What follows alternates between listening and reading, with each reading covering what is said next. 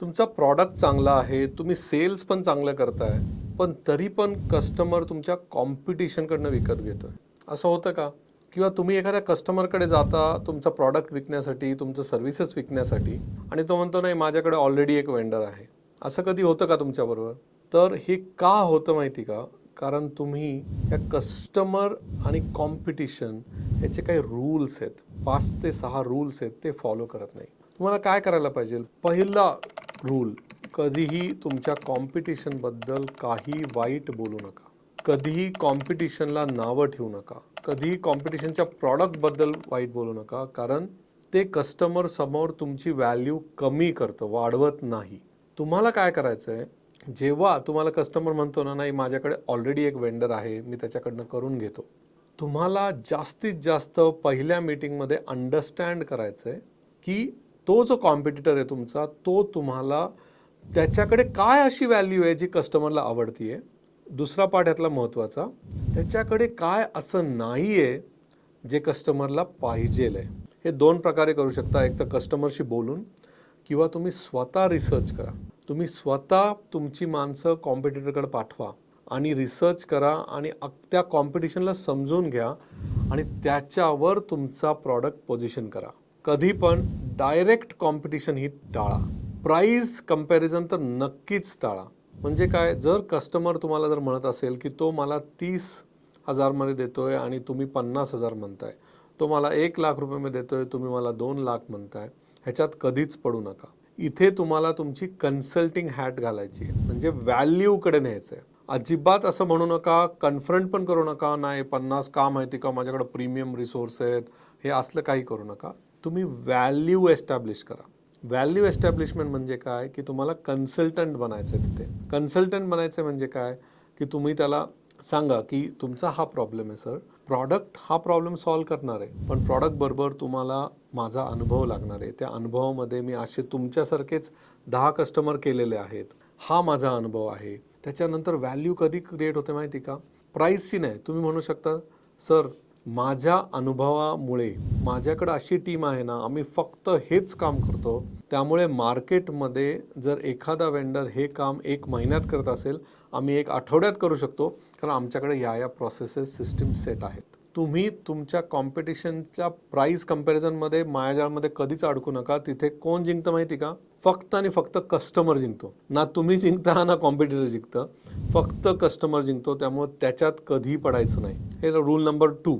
Rule number 3 म्हणजे काय, की तुमची पोझिशनिंग, तुमच्या कंपनीची पोझिशनिंग, आणि याच्यासाठी कॉम्पिटिटर रिसर्च खूप जरुरी असतो. म्हणजे मी मगाशी तुम्हाला म्हणालो की तुमचे 4 मोठे कॉम्पिटिटर घ्या आणि त्या 4 कॉम्पिटिटरकडे लोक पाठवा, रिसर्च करा, व्हॉट एव्हर इट टेक्स, पण त्यांची सगळी माहिती घेऊन या की त्यांच्याकडे चांगलं काय आहे आणि त्यांच्याकडे कमी काय आहे.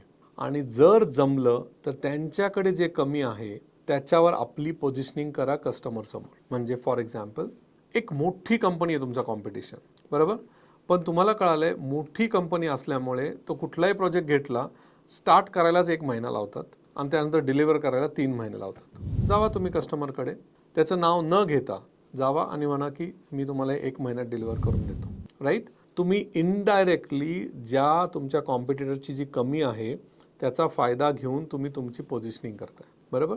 नाव लेट्स से, कधी रेअर असं होऊ शकतं की तुमच्या कॉम्पिटिटरची प्राईस खूप जास्त आहे आणि तुम्हाला ते कळालं की प्राईस खूप जास्त आहे. यावेळेस तुम्ही काय कराल, तुम्हाला सगळ्यात सोपं काय वाटेल की चला आपण कमी प्राईसमध्ये देऊ म्हणजे आपण जिंकू. तर हा फार मोठा मिथ आहे. तुमच्या कॉम्पिटिटरची प्राईस जास्त तुम्ही केली तर जिंकण्याचे चान्सेस आहेत, पण गॅरंटी नाही. ऑलवेज प्राईस बरोबर व्हॅल्यूचा गेम खेळा, प्राईसचा गेम कधीच खेळू नका. पण हे कधी कळणार आहे तुम्हाला, जेव्हा तुम्ही कॉम्पिटिशनचा डीप रिसर्च कराल. राईट. त्यामुळे रिसर्च, सर्वेज ह्याला खूप खूप महत्त्व आहे. तर आपण पहिला पॉईंट काय बघितला, की तुमच्या कॉम्पिटिटरबद्दल वाईट बोलू नका, प्राईस कंपॅरिझन टाळा आणि तिसरं, तुमची पोझिशनिंग कशी करायची याच्यावर विचार करा. आता शेवटचे 2-3 मुद्दे आपल्या कॉम्पिटिशन पासून आपल्याला जर जिंकायचं असेल तर शेवटचे 2-3 मुद्दे, त्यातला पहिला म्हणजे की तुम्हाला ॲज अ कन्सल्टंट म्हणून तिथे जायचं आहे. आणि मी मागच्या एका व्हिडिओमध्ये एक सांगितलं होतं, तुम्हाला जर कन्सल्टंट बनायचं असेल तर तुम्हाला राईट क्वेश्चन्स विचारायला लागतात. कस्टमरचा रिअल प्रॉब्लेम काय आहे, नक्की आत्ता तो प्रॉब्लेम बघतोय का, त्याचा इम्पॅक्ट काय आहे, आज जर मी हा प्रॉब्लेम सॉल्व्ह केला तर त्याला एवढा पैशाचा फायदा होणार आहे, त्याचं एवढं प्रोडक्टिव्हिटी वाढणार आहे. हा जो कॉन्सेप्ट आहे हा कधी येईल, जेव्हा तुम्ही कस्टमरकडे सेलर म्हणून नाही जाते, तुम्ही कस्टमरकडे कन्सल्टंट म्हणून जाताय, तुम्ही कस्टमरला व्हॅल्यू देण्यासाठी जाताय. त्यामुळे हा चौथा पॉईंट. आणि पाचवा सगळ्यात महत्त्वाचा तो म्हणजे तुम्हाला कस्टमरचा माइंड शेअर जिंकायचा आहे, म्हणजे कस्टमरला जिंकायचं आहे. तुम्हाला तुमचं प्रॉडक्ट विकायचंच आहे, ते तर अंडरलाईन आहे, पण त्याच्या आधी तुम्हाला कस्टमरला जिंकायचं आहे. कस्टमरला कसं जिंकणार आहे तुम्ही?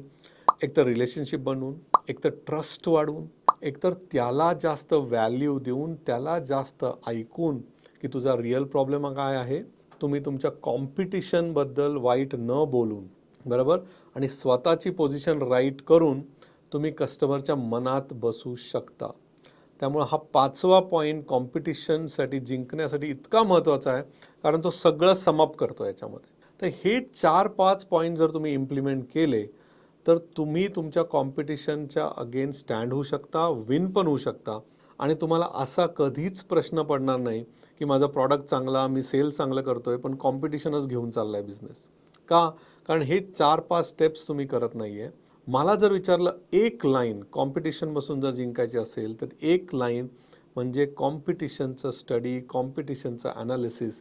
आणि असं नाही की आज केलं आणि 1 वर्षभर नाही केलं, रेग्युलर कॉम्पिटिशनकडे लक्ष ठेवणं ही खूप खूप काळाची गरज आहे आणि ती तुम्ही केलीच पाहिजे. अशाच वेगवेगळ्या कॉन्सेप्टचा मी एक कोर्स लॉन्च केला आहे, तो म्हणजे बिझनेस 1.0. त्याची लिंक मी डिस्क्रिप्शनमध्ये दिली आहे. त्याच्यावर क्लिक करा आणि माझा कोर्स विकत घ्या.